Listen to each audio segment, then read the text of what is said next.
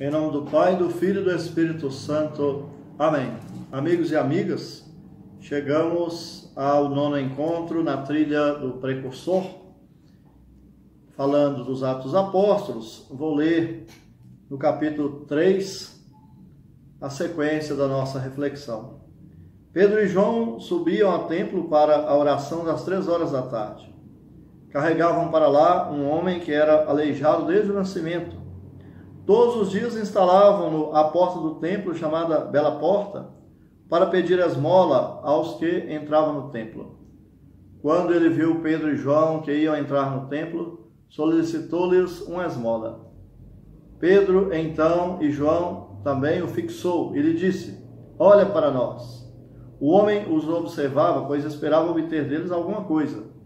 Pedro lhe disse: ouro e prata eu não tenho, mas o que eu tenho, isso te dou. Em nome de Jesus Cristo, Nazareu, anda. E pegando-o pela mão direita, ele o fez levantar-se. No mesmo instante, os pés e os tornozelos do homem se lhe firmaram. Num pulo, ele se pôs de pé e andava. Entrou com eles no templo, andando, pulando e louvando a Deus. Todo o povo o viu andar e louvar a Deus. As pessoas o reconheciam. Era aquele mesmo que ficava a mendigar na bela porta do templo. E as pessoas ficaram cheias de pasmo e desnorteadas pelo que lhe havia acontecido. Então, a narrativa conhecida, né, dos Atos, capítulo 3, aquela cura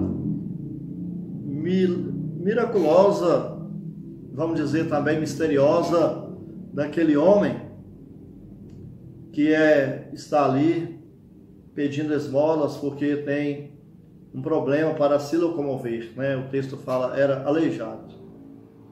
A gente pode recordar que os evangelhos falam tantas vezes a respeito de que os seguidores de Jesus irão fazer a mesma coisa que ele, né? Eu digo sempre que um resumo da presença de Jesus na terra é aquela passagem que diz assim: ele passou fazendo bem. Então eu acho lindíssima essa passagem para a gente pensar o significado de fazer o bem também nos nossos dias, não é? Porque a gente pode pensar no tempo de Jesus, mas tem que valer em todos os tempos. Então o Evangelho, em tantas circunstâncias, diz que aqueles que seguem Jesus irão realizar as mesmas coisas. Num determinado momento, Jesus fala assim: e farão coisa ainda maior do que eu faço, né? A gente leu essa passagem há pouco tempo na liturgia, e eu recordo que eu fazia o comentário que no estudo nosso do tempo da teologia, a gente entende que fazer mais do que Jesus, né, humanamente ninguém de nós dá conta. Mas como é que a gente entende então fazer mais? Jesus, naquela narrativa, ele estava voltando ao Pai, anunciando a ascensão, e então ele prevê que haverá a saída dele vai provocar, né, tantas situações, e então ele humanamente não vai estar mais nessa terra. Então as pessoas irão fazer mais para dizer: aqueles que continuam no mundo dão continuidade à ação de Jesus. Isso é muito importante para a nossa caminhada espiritual, né? Porque não é que a gente vai sair se aventurando ou se colocando, vamos dizer, como milagreiro, curandeiro, né? Isso tem até um perigo. Hoje tem leis para proteger do charlatanismo, então é complicado, né? Para dizer assim, ninguém pode sair se arvorando aí de curandeiro, de realizar as coisas de maneira fingida. Mas a garantia de Jesus, então, acontece aqui para Pedro e João. No encontro com aquele homem, imaginem a alegria e a mudança da vida dele, né? Que está ali pedindo esmolas. O texto é muito interessante, que fala que o homem, quando Pedro e João falam, olha para nós, ele deve, não sei, podemos interpretar, né? Ter pensado, o que eu vou ganhar, né? O que esses homens têm para me oferecer?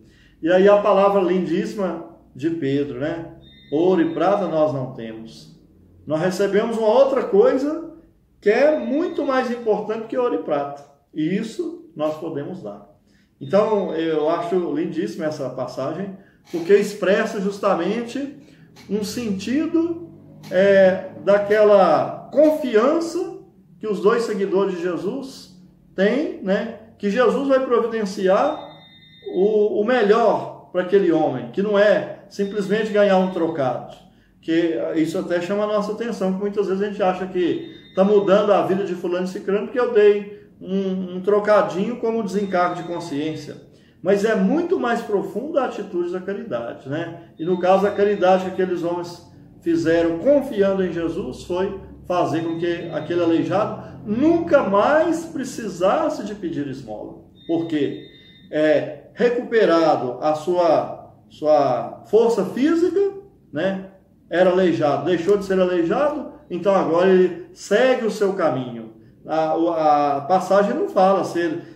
A gente vai encontrar depois, né, ele andando com eles, mas não fala se ele se tornou um autêntico seguidor de Jesus. Mas aquilo que eu sempre também comento, uma pessoa que recebe um benefício não fica calado, principalmente se veio de Jesus, porque quer comunicar, quer falar para os outros, quer alimentar também o coração de outros que precisam dessa mesma presença de Jesus. Então é muito vigorosa, bonita essa passagem, para a gente entender então. Pedro e João, discípulos de Jesus, realizam as mesmas coisas que o seu mestre, aqui a cura de um homem que é aleijado, aquele homem sai pulando, gritando, agradecendo, né, no templo, porque ele reconhece que a ação não é em si daqueles dois homens, né, mas é a ação de Deus na vida dele.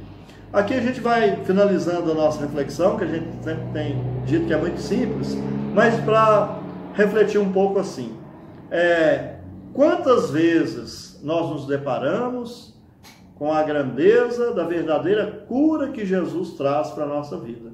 Mas é preciso, como aquele homem, reconhecer, enxergar, prestar atenção, ser agradecido e, sendo agradecido também, se tornar testemunha de um acontecimento grandioso. Que a nossa vida, irmãos e irmãs, olhando essa passagem que coloca Pedro e João como realizando as mesmas coisas que o Mestre Jesus realizou, que a gente possa renovar a nossa coragem, nossa prontidão, nossa fé, para prontamente estarmos no caminho de Jesus em cada instante, em cada momento da vida. Eu não sei se Deus está chamando que a gente vai realizar cura, né, das pessoas pela graça de Deus, o desígnio dele é grandioso, mas a maior cura que Deus quer para nós, muitas vezes não é simplesmente, nesse caso aqui, sair andando, sair de uma paralisia física corporal, mas Deus quer que a gente saia da paralisia espiritual, que muitas vezes neutraliza a nossa ação e impede, né, a força do mal que domina, impedindo da gente realizar a ação do Mestre Jesus. Que o Senhor nos ilumine na nossa caminhada de fé, nos dê coragem, principalmente nos tempos que estamos vivendo, né, enfrentando a pandemia, de sermos homens e mulheres de esperança, de profunda fé e de confiança no Senhor. Saiu andando, louvando, agradecendo a Deus. E as pessoas ficam até pasmas, porque perceberam que ali aconteceu uma coisa extraordinária. Não pelos dois discípulos, mas por uma força que vem do alto. Que essa força que vem do alto seja derramada largamente na sua vida, na minha vida, na vida do mundo. Então, seguindo na trilha do precursor, nós agradecemos esse momento em nome do Pai, e do Filho, e do Espírito Santo. Amém. Fiquem em paz.